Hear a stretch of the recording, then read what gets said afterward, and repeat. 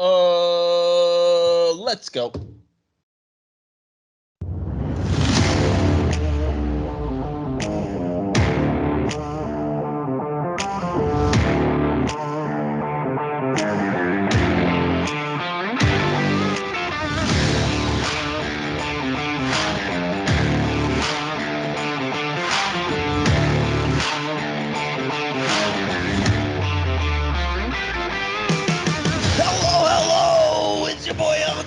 As always, my friend of 25 years, actor extraordinaire, the GCJ himself, the SSAM champion of the world, Mr. JP Wolf.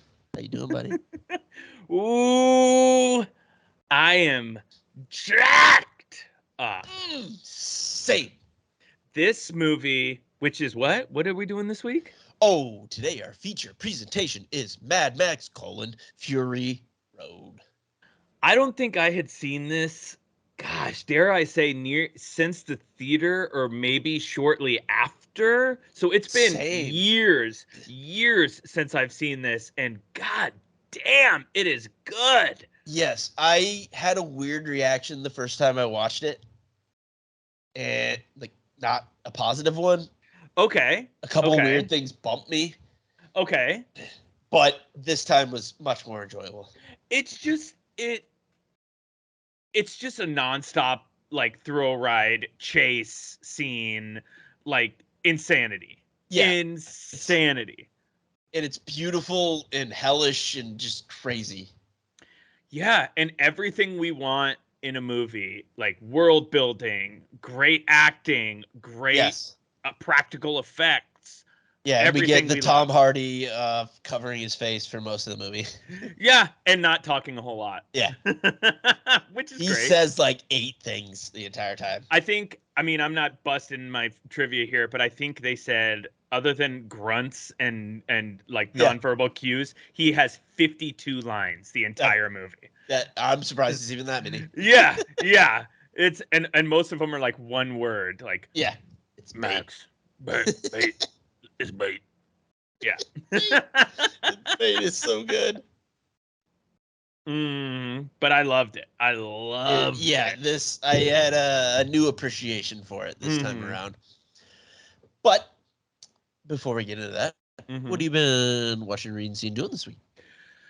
I think the biggest one for me this week is House of the Dragon. Finally watched it. And what'd you think? I was a huge Game of Thrones fan up until, the last season, which, I feel like eventually I'll go back and watch it again. Watch it all the way through. I watched it all the way through. Not as bad as it felt initially. Yeah. I was like, okay, actually this kind of tracks. Yeah.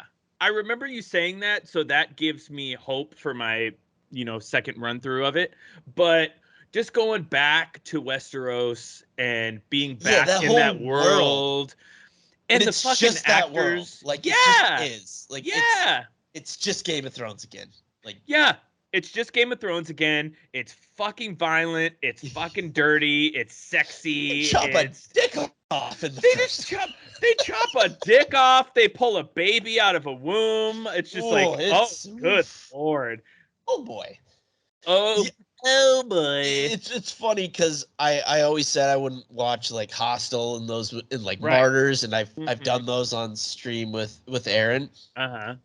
Honestly, Game of Thrones desensitized me. I was like, this ain't a thing.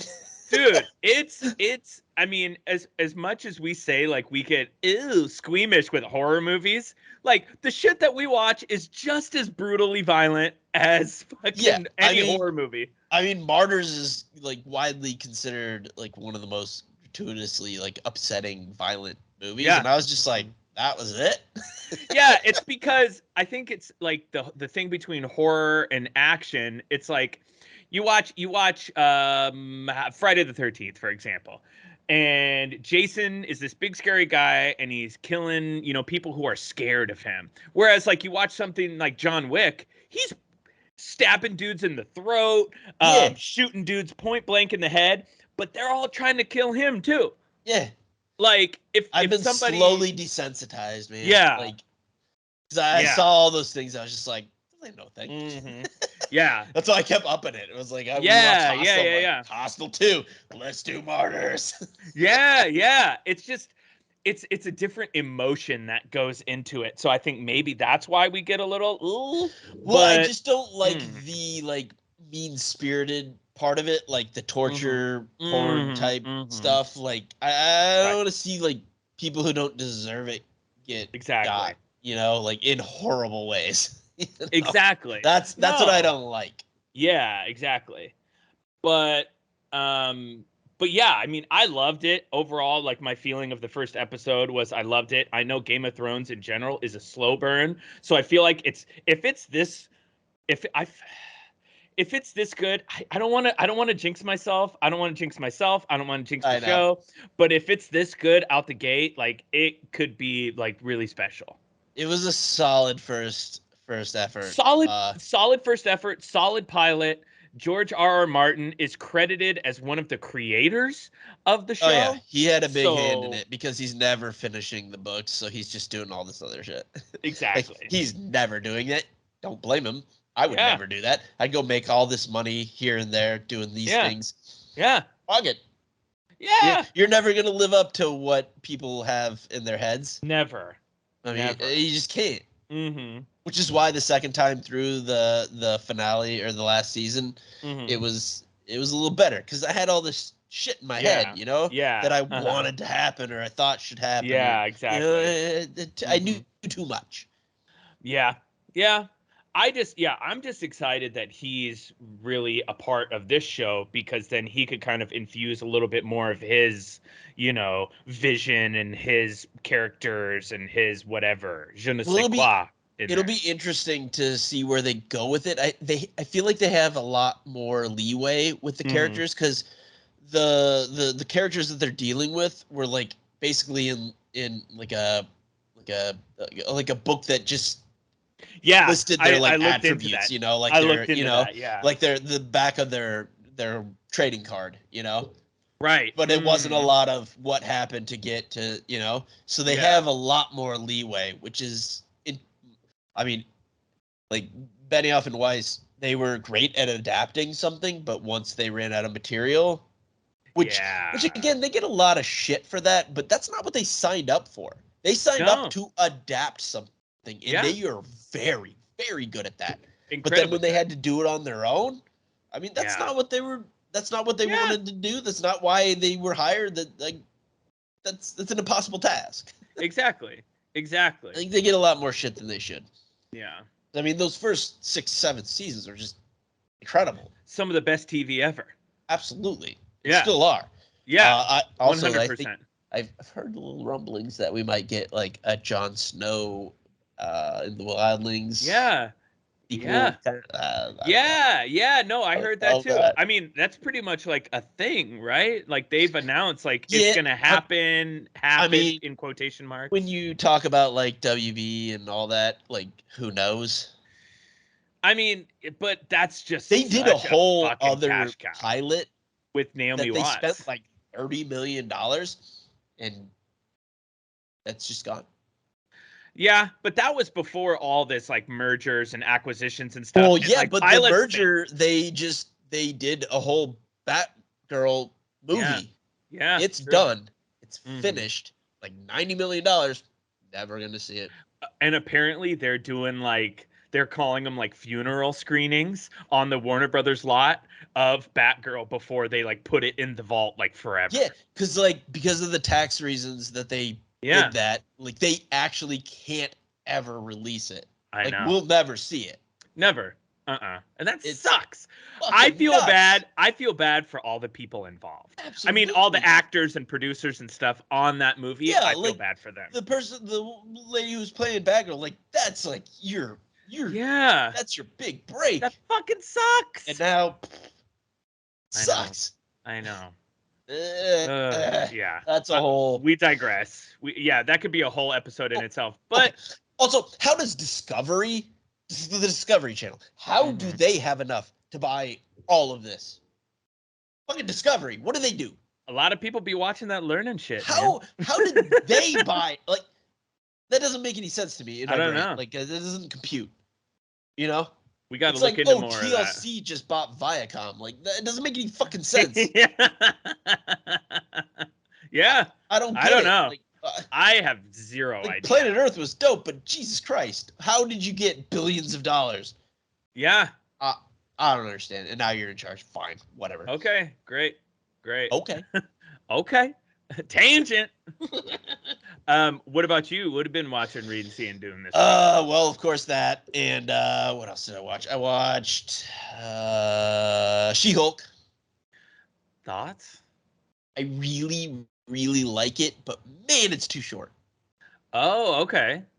Like, this second episode was like 29 minutes when I queued it up, so that's like 24 minutes, you know? Yeah, because those was yeah. over like that. Like, Interesting. it sucked because, like, Tatiana Maslany is incredible. She's great. She's great. like one of the best actors on the planet, and she's funny. She's great. Like, the MCU gets some Black. deserves, some not, but Yeah. for being a little too silly and too funny. Mm-hmm. But this is supposed to, like, that character is fun. Like, that character was basically Deadpool before Deadpool. Like, she broke the fourth wall. Like, it talked to the audience. Yeah, that was before Deadpool. Oh. So, like, it's supposed to be a little more lighthearted and silly and fun. Mm-hmm. And I'm really enjoying it, but it's just not long enough. Like, I wish, like, we're way too online, like, especially doing all this stuff. Like, I wish I could just not watch it and binge it. I think binging the entire series would be incredible, but I can't do that because I'll get it. I just will. Like, yeah, that's why I did. I mean, that among many other reasons, I put a time limit on my social media apps, which still I put it at an hour a day, which still that's a lot of fucking time to be fucking on the social media apps. But honestly, it's making a big difference for me. Yeah, I just can't do that. I have too much to get into and do, and like, I get it. Yeah, I get it. I just have to. I don't really have a choice, and I kind of love it. I'm kind of addicted. Yeah. So, yeah. I'm not really fighting it. Yeah. Like, I get that like, retrospective at the end of the week on, like, Sunday mornings, and it's like, you spent like 17 hours a day hitting the internet. I'm like, that's about right. Before we jump into the movie, can I give a shout out to some people who listen to our show that are awesome and support us all the time? I would love that. So, random horror show, Texas Horror Babe. She listens to our show. She's one of my favorite human beings on the planet that I've never actually so sweet physically and met. so nice. And she comments on our stuff. She's a big support. So I just want to say thank you to her. And I want to say thank you to our guy who's going to be on in September to talk about Andor, Tom Edwards. I just wanted to say thank you and that we're grateful for you guys. And thank you. And thank you to everybody who listens to our show. Like, reach out, hit us up. We'd love to hear from you. Reach out on our apps. Yeah, I'm just doom scrolling Twitter. So, like, reach out and we can talk and hang out. Yeah, I think I'm just want to say thank you to them and to everybody who's listening because you guys are awesome. Thank you so much. I love that. That's really nice. Yeah, I just wanted to give a little shout out to our people. I love that. That's great. To our friends. To our internet friends. Mm-hmm. What else? I watched some older stuff. After She-Hulk, I just happened to pop on Endgame and watch the whole thing. I'm due for a rewatch of that. It's been a minute. I love it so much. The portal scenes, if I ever need to get a little misty, gets me. Yeah. I'm not a crier. Course. Like, I went like 10 years without crying. I didn't think I was actually able to do it again anymore. But that every single time. Every time. Oh, I feel like in the last 10 years, I cry way more. I cry so much. I cry at just Haley was telling me about how she went to a psychic and the psychic told her some stuff about me, and I started crying at that. I'm like, what the fuck? I think that's a good thing. I'm getting more to that place, but that comes from being a sociopath for like 6 years. Where I didn't have emotions or feelings.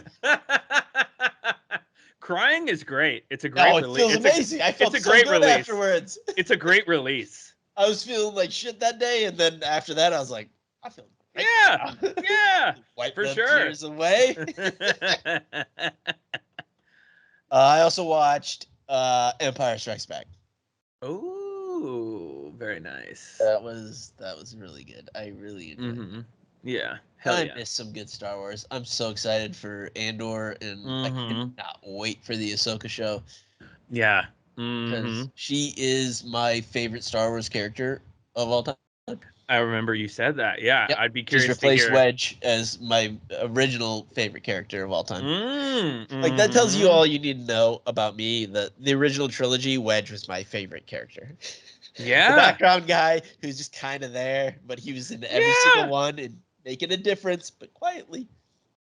Didn't they try to get him in the recent sequels, and he was just like, nah, I'm good? They tried to get him in the Force Awakens. He showed up in Rise of Skywalker. But he's one of those guys like that just hates Star Wars. Just like the original Obi-Wan, he hated Star Wars. The actor who played Wedge is like the uncle of Ewan McGregor. Oh. And he told him, don't do it. Well, I had heard like maybe 5 years after Revenge of the Sith, Ewan McGregor was doing a play in London or something, and like some Star Wars fan was kind of giving him, like fucking freaking out after the play or whatever, and he's like, it's Star Wars, it's made up, grow up or something. And he hated being, I don't think he liked being associated with Star Wars at that point. But then those they were like shit on for the longest time, and now we're in this like nostalgia period, like the younger generation that grew up on those are now older enough to like have a voice and be like, I loved these. Yeah. But like our generation, we're like, what was that? Yeah, what the fuck? I have a new appreciation for them though. Yeah, for sure. That comes from watching like the Clone Wars, the animated series. So good. I need to watch that. The last 4 episodes of that series are the best Star Wars content since Empire Strikes Back. It's so good. It's done differently. Like the even the title cards are different. Like different colors and sound is different. It is so good. Like they bring back what's his name for the mall fights? The guy that actually Ray Park. Yes, and they do like mocap with him for the. Sick. And it's animated, but it's awesome. So good. And the Ahsoka fighting is incredible because it's awesome. 2 actual people. It's so good. Yeah. So good. What do you think? Should we jump into this thing? Yeah. Let's get into our feature presentation.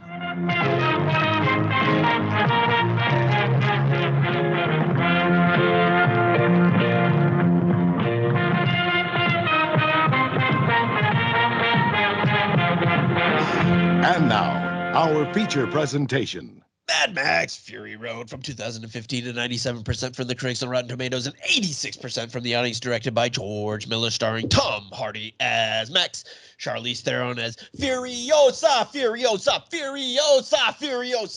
Nicholas Hunt as Nux, Hugh Keysburn as Immortancho, Josh Hellman as Slit, and Nathan Jones as Rictus Rectus. Nice. I wanted to send you that so badly before, but I was like, no, I can't. I'm glad you didn't, because I got to experience it in all its glory. Speaking of crying, I'm crying. I'm crying right now. Oh, that was great. Oh, it's the only thing that popped in my head every time they said her name. I couldn't help it. I don't know.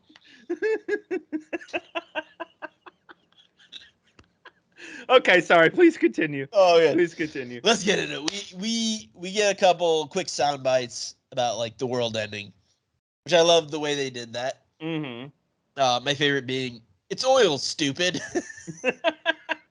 And it just starts off immediately like this movie knew what it was doing right away. It's so pulpy and just like intense, and it's the music was so good. The way it's shot, it's just so beautiful. God, it's a director that had no notes. They had their vision, and it was executed exactly like they wanted. There were 0 studio notes. They did everything he wanted to do, and that's very clear, and that's part of why it's awesome. George Miller is kind of that unsung hero in the director's community. Like all these people really look up to him and are just like, he's amazing. He's like a genius. And you know, he was supposed to direct a Justice League movie. Oh man. I'll find an article because there's concept art for it too, and it looks fucking amazing. I'll send it to you. I'm gonna look it up right now while you talk, actually. Oh my god. Yeah, so we get those little sound bites. Then we get that. It looks like a matte painting where we are introduced to Max in his car. Yeah. Looking like it does. It's art. Like it's beautiful. Yeah. And then he eats a lizard. And then he just stomps on a lizard and then eats it. Pretty amazing. Takes off in that beast, and he's pursued by the war boys. He goes for a tumble, captured real quick. And he's just doing like his best Alan Moore impression, just like beard and gangly hair everywhere. Alan Moore. He looked exactly like Alan. Yeah, he sure did. He tries to escape once he's captured. It goes poorly. Like I'm not really sure what he was doing. Like when he jumps out like the tunnel, like the fugitive, but he's just like where's he going? Yeah. Come on, dude. He's just running around, and granted, he's kicking serious ass. But he's just running around. It's pretty awesome. Chicken with his head cut off. Exactly. All the while having like visions of the past, like a bad peyote trip. Yeah, I have some good trivia for that too. So one thing I love about George Miller is all of the Mad Max movies, like they are the same thing, but they have no intention of like continuity or like canon. It's just like I got this idea. I'm like these are kind of the same characters. Like just because this thing happened before doesn't fucking matter because I got this other story to tell. Yep. Which I kind of love. Yeah, it's his singular vision for a film. Yeah, because I mean I'm a big comic book guy, but I don't really give a shit about canon. Some of my favorite stories are just like the one-offs. Or like the what ifs, like I like those because they don't have to adhere to all this stuff that happened in the past from like 50 years ago. Yeah, they can just tell their story exactly the way they want to tell it. But I mean, it does tie in, like it's showing kind of like the original Mad Max is so different from the rest of them. Because the second and third one, it's just this post-apocalyptic world, but the first one is just like people driving around in Australia on like open roads. Which I haven't seen it. I don't know if I've ever seen the original. It's so different. I don't want to say it's not good or it's not. It's just not even close. To the second, third, or this one. Because those are all very clearly in this way past society has crumbled, and that's kind of like society is sort of crumbling. Like he's like a cop and like dealing with like a gang of roughnecks or whatever as it's starting to crumble. But it's still like the regular world, and like his wife and like kid get run over by a car, and that's what he keeps like seeing those visions of, even though he's obviously not Mel Gibson. Right. But I did like that like tangential connection. Right. Like they weren't the same actors or anything, the kid and the wife or anything, but it's like, oh yeah, these tie in like heavy quotes. Totally. Then we get title cards. Boom. Mad Max Fury Road. Boom. Oh man, then we get our first look at Immortan Joe. He's suiting up in some plexiglass dictator's outfit with the medals everywhere. Yeah.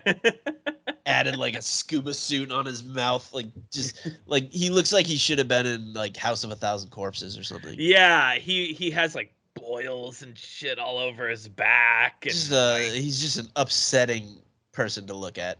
It's very. I just was just like, ugh, this guy looks rough. Hold on. I think I know a thing. Okay. The actor who played him. He's in the original. Yes, that's what. He's the toe cutter. Yeah, it's a wildly different character. Yeah, he's the toe cutter. I need to look that up. Again, love that. Yeah, he has his people. Yeah, he does that in the second one, like the guy who does like the blimp or like whatever. He's in the third one, a completely different character. He uses his actors again. Like, I love a director that's like, these are my guys. Yep. Like James Cameron does that kind of thing. Tarantino obviously does that kind of thing. Apatow does that. I don't know why. I really like that. Yeah. Like I enjoyed working with these people. Like these are my guys. I'm gonna take care of them and put them. Like even fucking Adam Sandler. Like these are his guys. I'm gonna put my friends in all my movies. They've got their repertory companies, you know. Yeah, I really like that. Yeah. I like someone taking care of their own. Exactly. You have to in this crazy business. A hole that is supposed to be a heart. So after this, he addresses the masses. He's sending Furiosa out in it's a big war machine to like go get, I don't know, something like fuel or gas. They're going to Gas Town. Yeah. And then lets loose a bunch of water on all the peasants. Like, what a waste of water. You'd think there'd be a more efficient way. Yeah, and they're all just like sun starch, just like, gross and like no humidity in that world. No, quite dry. Just as dry and ashy as you could be. And I can't imagine there's any deodorant nearby. Oh God, it had to smell so bad down there. After this, Max, he's just chilling in a giant bird cage. Yeah. Furiosa rolls out, and she's got like a big convoy. I love how they're all like on board with her, like she's in charge. Like they just like slowly realize what she's doing. Yeah, even when she deviates from their plan, he's like, "Okay, we're going over here. Yeah, change of plans." She's like just such a badass. Like she's the captain. Yeah. Look at her. Look at her. Look at her. She is the captain now. She's the goddamn captain. She calls an audible and takes off the road. Joe and his horrific offspring, just horrific. Notice she's off course. She's like doing something. They know something's wrong in Denmark. He then goes into like some bank vault where he apparently kept his harem. Yeah, his breeders, I think. Yeah. Real gross. Yeah. And she's taking him. She's basically jailbreak. She's trying to spring him free, set him free from this horrific existence. Ugh, God. So he knows what's going on. The war boys, they all gear up to go get Furiosa. Nux, beast himself. He's like he's basically dying of cancer. He's got like tumors on him. Yeah, he brings Max along as his blood bag. I like when he fights with the other guy. And he's like, "I've got the high octane blood," and he's like pumping through my face, pow pow punch, like fuck off. Yeah, it's just so like primal and like animalistic. It's like he shows his teeth basically. Like knocks him down and he's like, "Okay, I'm with you then."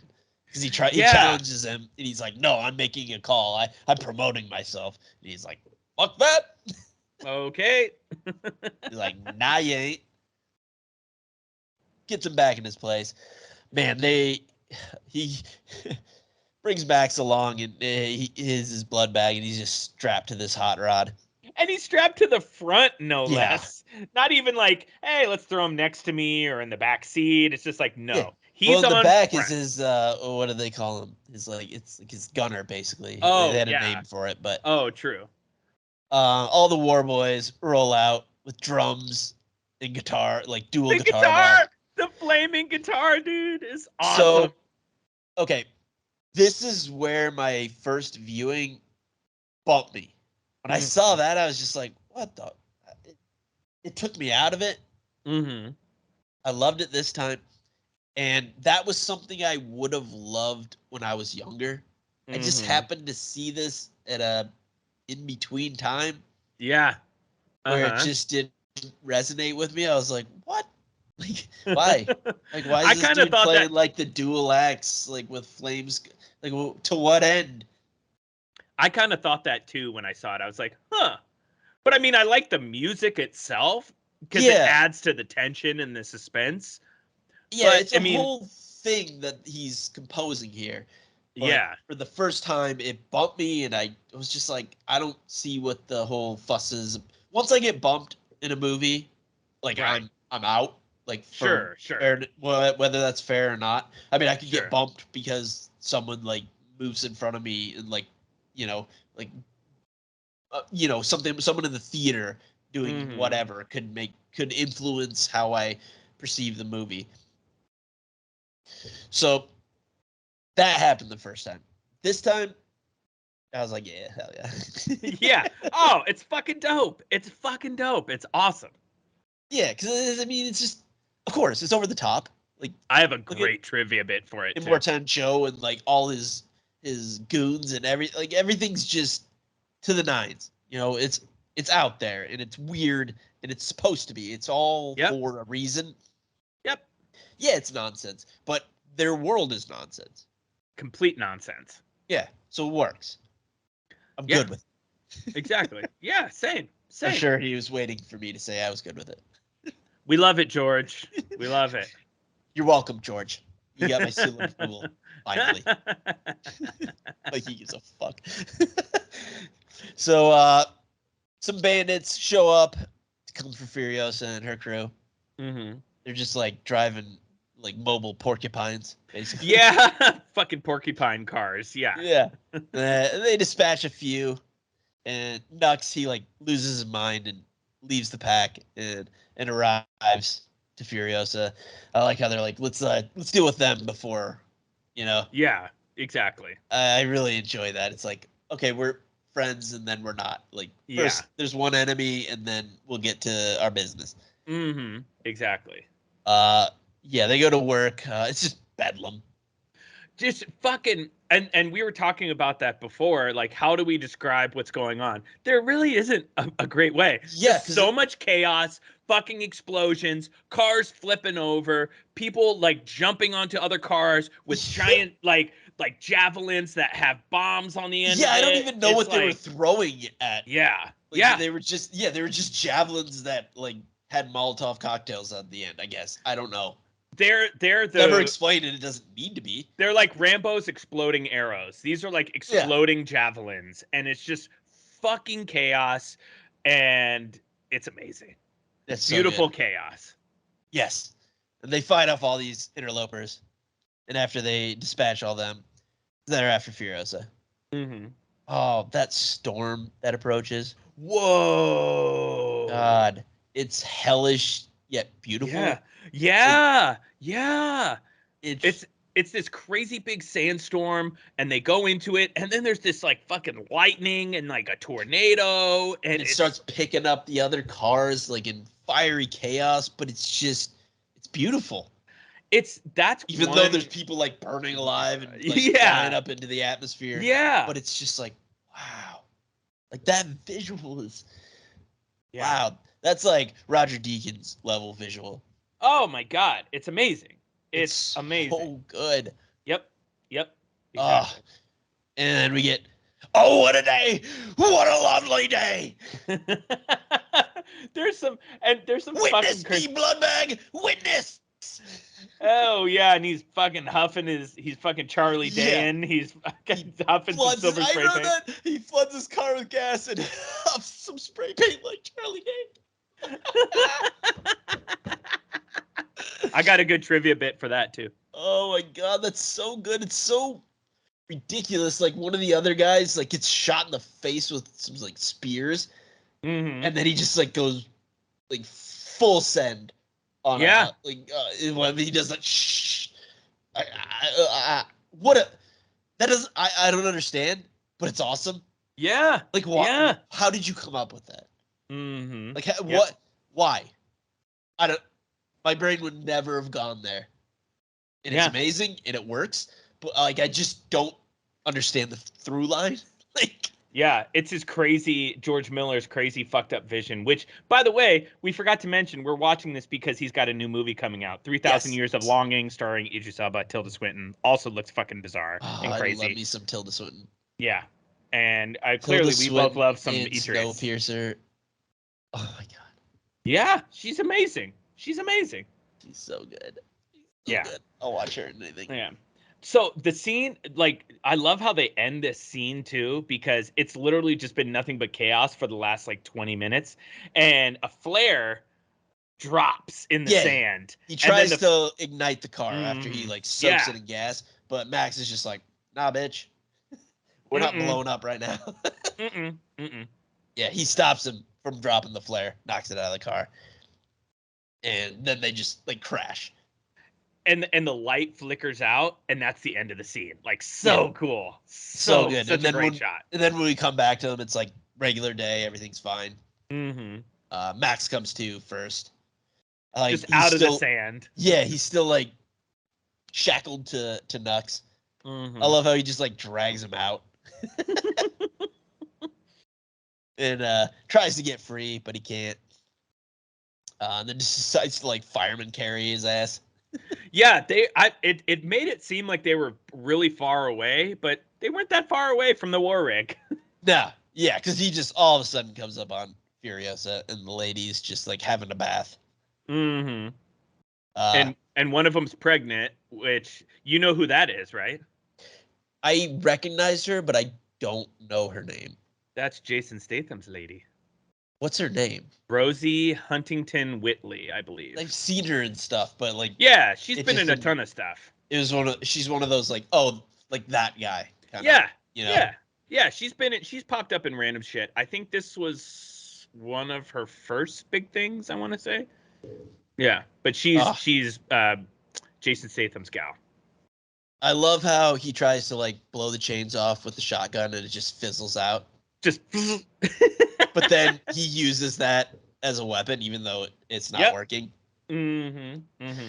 Like, this is the kind of thing that usually bothers me, where it's like a simple conversation would like solve all the problems.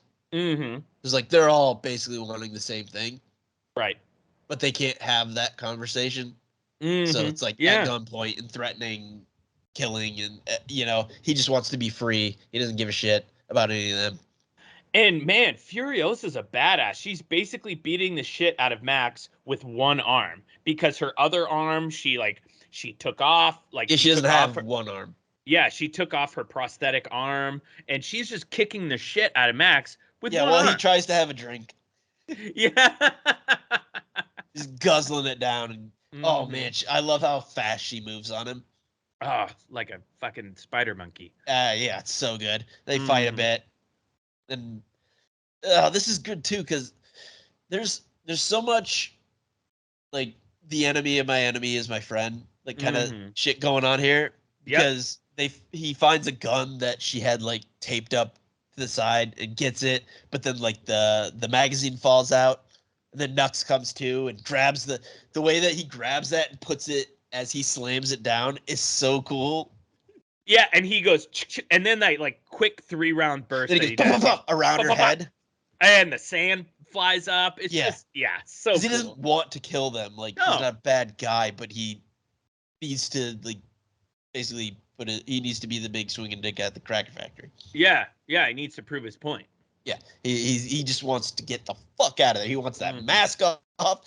I love that recurring thing where he's just like chiseling it off for like 30 minutes. That's gonna take a long fucking it's just time. the relief once he finally gets it off. It's like, oh.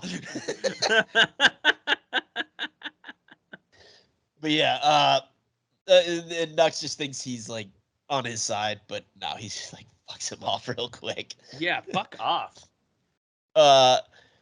He subdues Furiosa after he gets that, and they cut Max free finally. Then Max just like, it's like, I'm taking your ride. Bye, bitches. Yeah, but she's got the kill switch. And She's too smart for his ass. She's too smart for his ass. I love how after this he just starts finding guns everywhere. He just has like a bag. He just empties out this bag and he's just like, boop, over here, over here. Yeah, he's just got an overnighter bag sitting there, and he's just piling guns that he's pulling out from everywhere. It's so good. Yep. But yeah, they make a deal. She's like, yeah, I'm the only one who can do this. He's like, fine.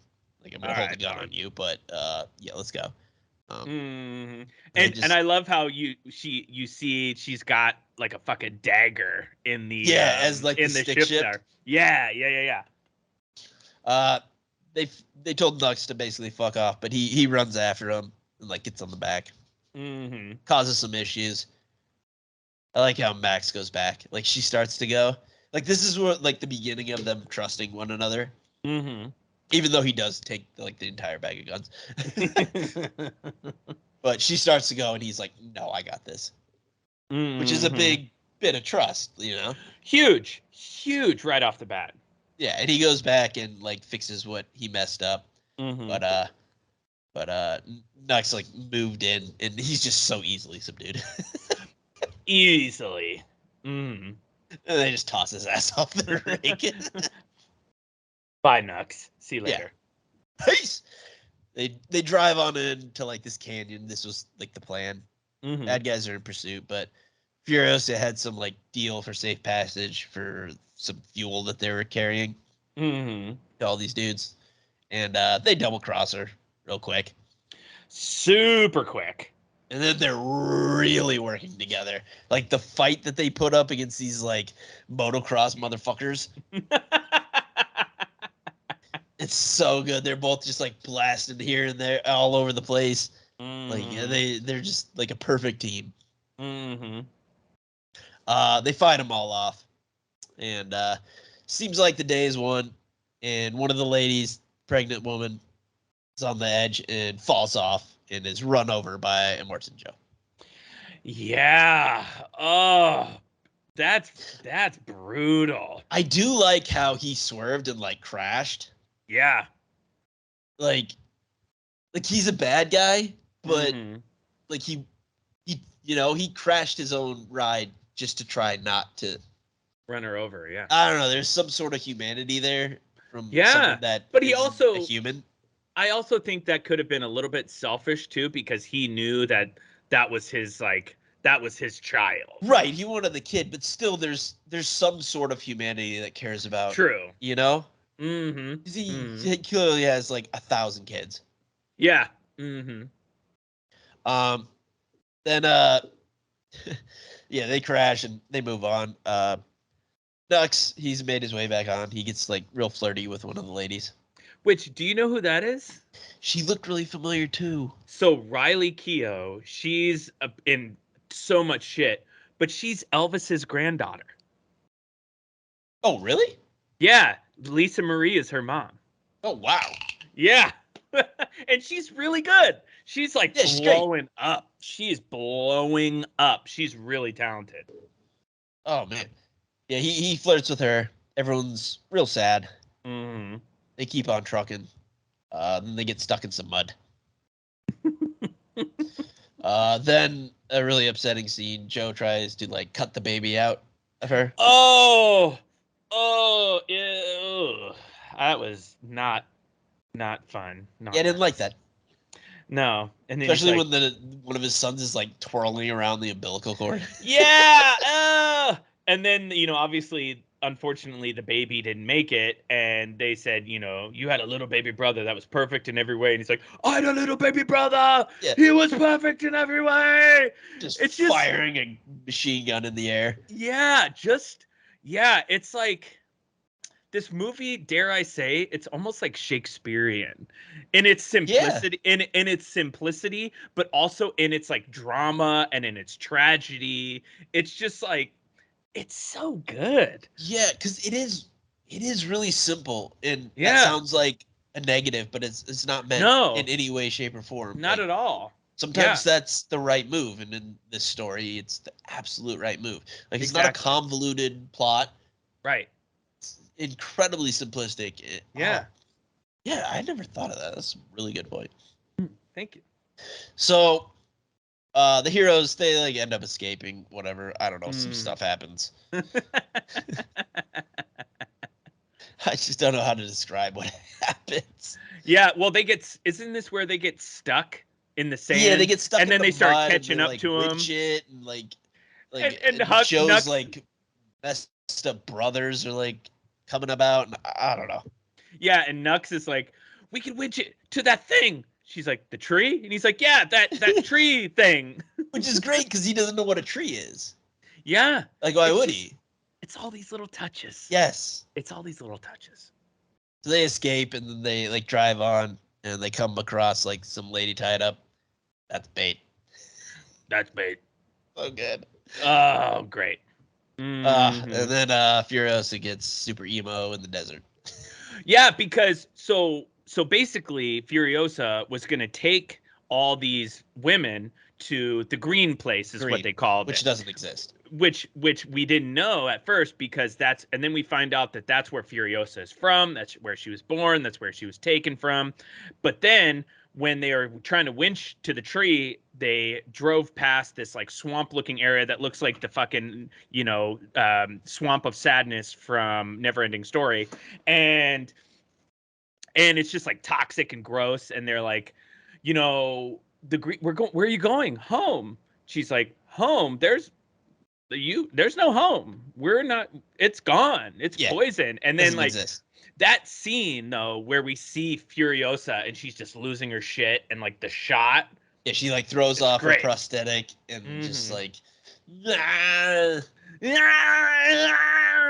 it's like muted. Like you don't hear her full primal scream. Like you hear it, but it's not, in the foreground. Yeah. The way they put the sound is really nice. Yeah. Yeah. Oh, it's great. It's great. So yeah, that sucks. They roll out again. Joe and his crew, they're still in hot pursuit. Big old fight. So much fighting. So much fighting.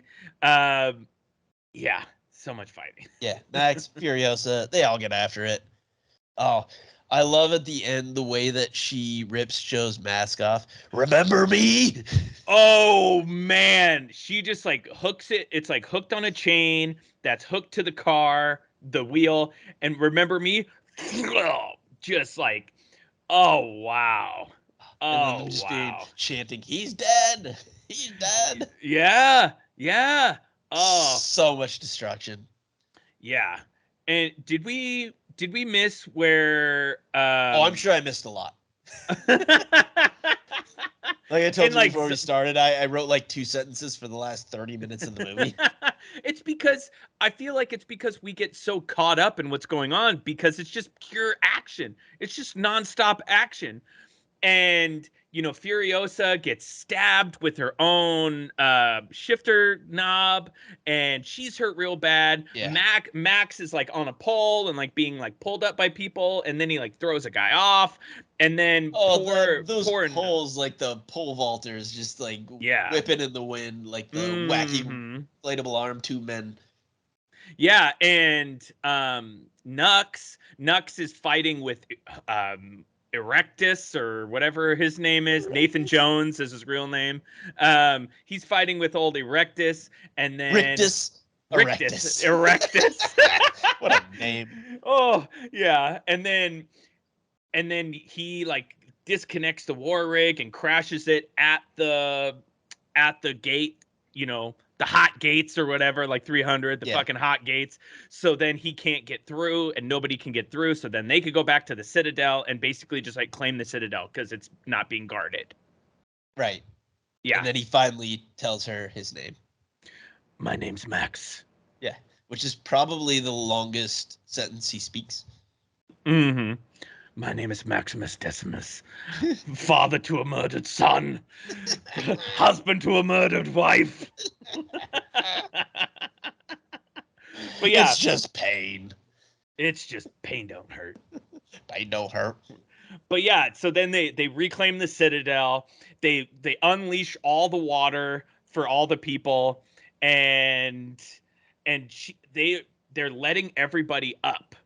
And Furiosa's like waving to Max, like, Max, come up. But Max is just going through the crowd. And I thought that was such a cool moment. Such a great shot. Max is just like, they have this knowing look at each other. And Max is just like, you do your thing. I'm going to go do mine. Like, I'm not a team guy. Yeah. He's just walking into the crowd. Yeah. I'm not a joiner. Yeah. Pretty much. Pretty much.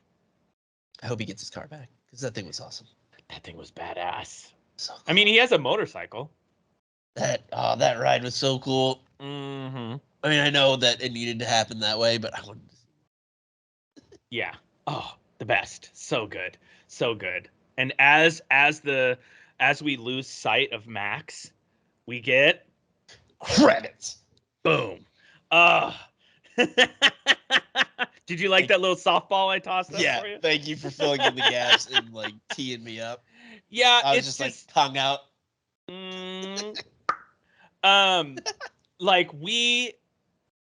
This one was, I love this movie.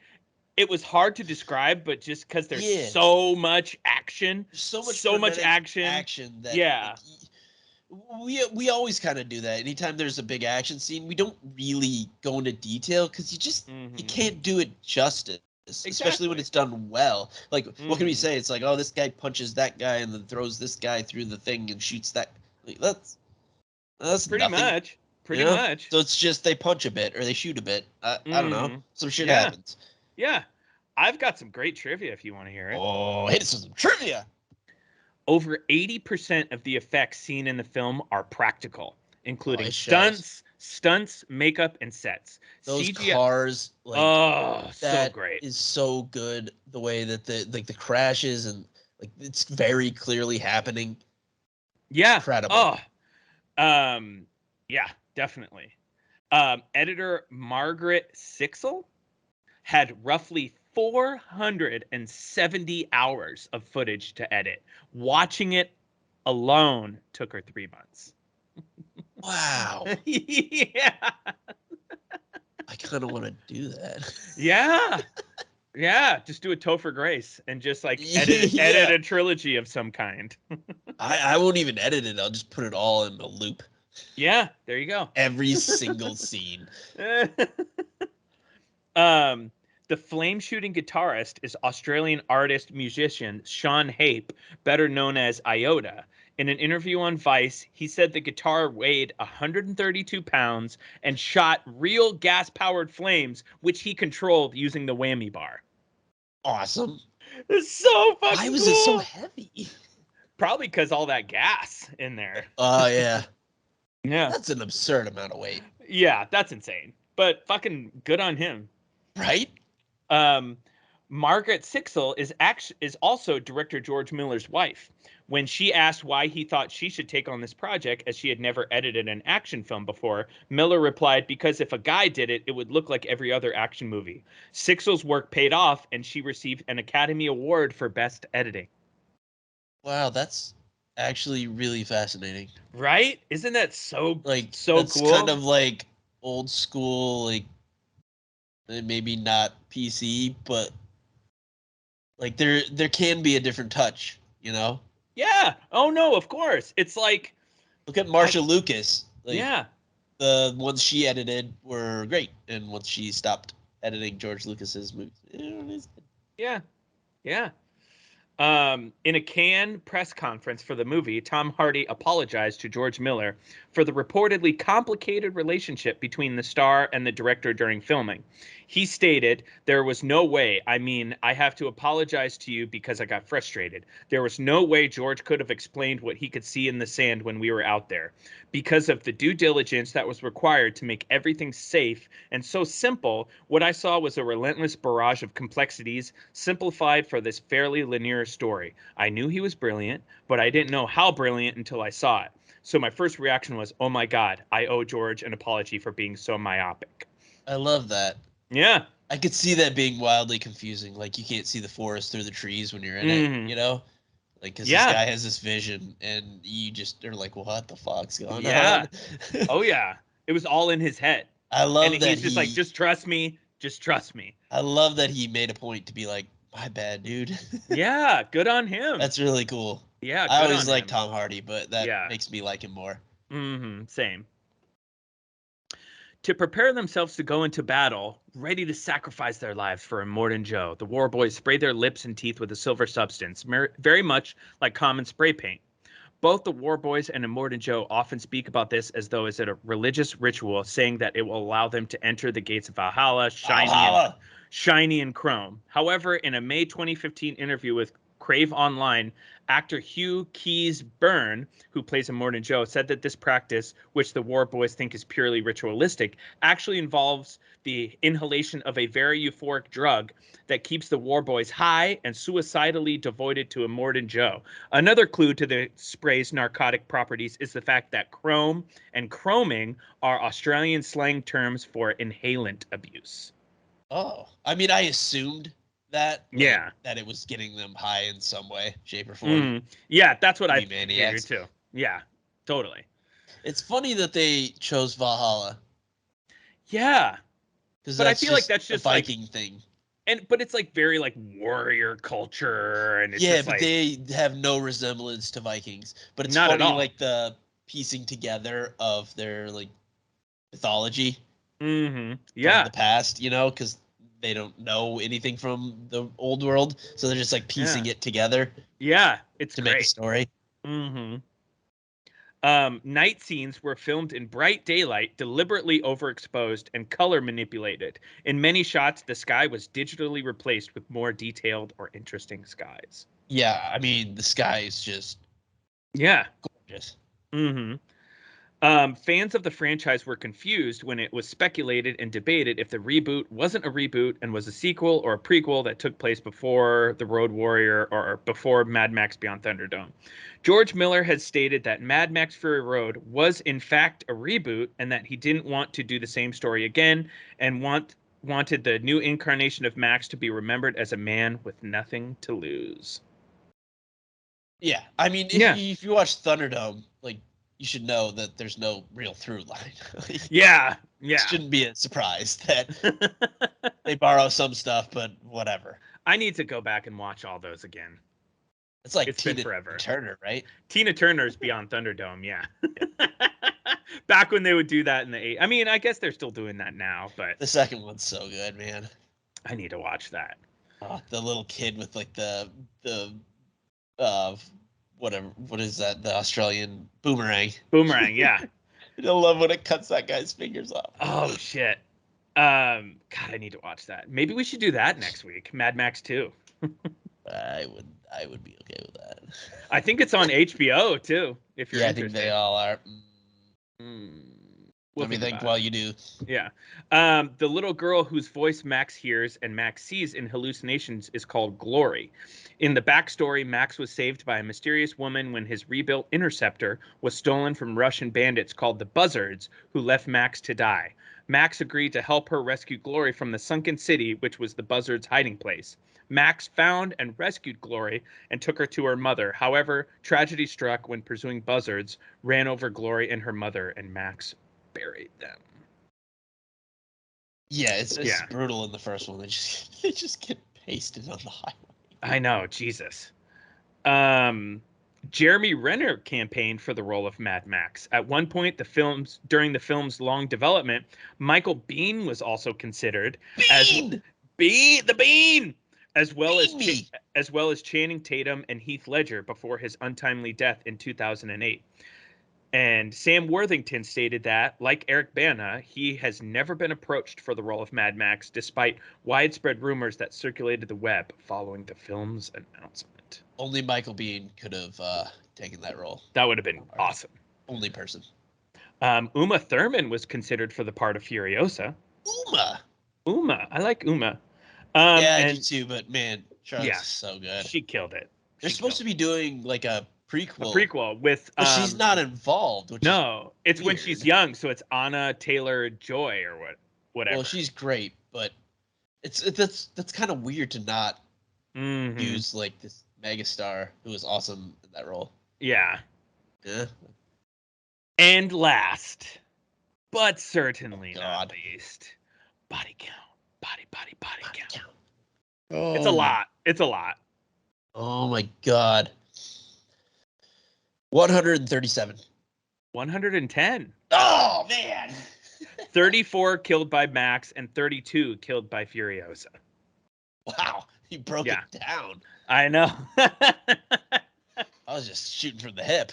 Yeah, but that movie, God, check it out while it's on HBO Max. It's so great. It's so fun. It's action-packed. 2 hours. Honestly, 2 hours flew by for me. By. It's too even. It's too even, yeah. Sometimes we fire up movies, and when it's over the 2 hour mark, I'm like, God damn it. I know. And I had that thought to begin with because it just means I have to start the movie earlier. Yeah. Because I watched it right before. Same. That's the only reason. But yeah, it flew by for the most part. It's just, it's great. Like, it's just so well done and so well thought out. And, it's fantastic. Yeah, for sure. But so have we thought about what we want to do next week? I have. Yeah, what are we doing next week? Coming up next week, The Road Warrior, otherwise known as Mad Max 2. Yes. 81. Oh, a swift hour and 36 minutes. Woo, baby. Very nice. Super excited. Threw a quick audible at you. Sorry to do that. It was going to be Escape Plan, which we'll get back to. But yeah, we'll get back to that. Escape Plan's not going anywhere. I think we made the right choice. Yeah, exactly. I think so too. Awesome. Anything else you want to add? I think that's all I got. Why don't you hit us where you can find us? You could find us at www.actionmoviebookclub.com. You can also find us on Twitter at ActionMovieBC or on Instagram at ActionMovieBookClub. Hit us up on there if you have any questions, comments, concerns. We've also been posting more steadily on YouTube if you want to watch our beautiful faces while we talk about these crazy movies. Every episode will be on there from now on. Same time as the podcast goes up. And we will be posting 1 or 2 clips from the show with some fun little video edits within like 30, 40-second clips. Yeah, give us a little like, a little subscribe, comment on there if you're liking what you're seeing, or if you're not liking what you're seeing, let us know what we can do better. Yeah, but 1 or 2 of them has somebody that did a dislike, and there's a special place in hell for someone who puts a dislike on a. What the fuck? Oh, the hell with that. The hell with that. Yeah, come on now. Upsetting. Very upsetting. Come on, disliker. Although I think it actually helps. It's engagement. I mean, hey, any bad press is good press. You know, I think it actually helps with the algorithm. if there's any engagement, I think it helps. Yeah, exactly. Yeah, subscribe and watch some stuff because we need to get over a certain threshold before we can monetize it and make a little money. Let's do this.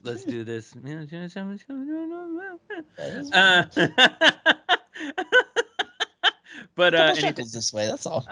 Just keep the lights on. Yeah, keep the lights on. Keep this thing going. You know. Anything else? Oh man, I think that's all I got. You take us out. Happy trails, Hans. Furiosa!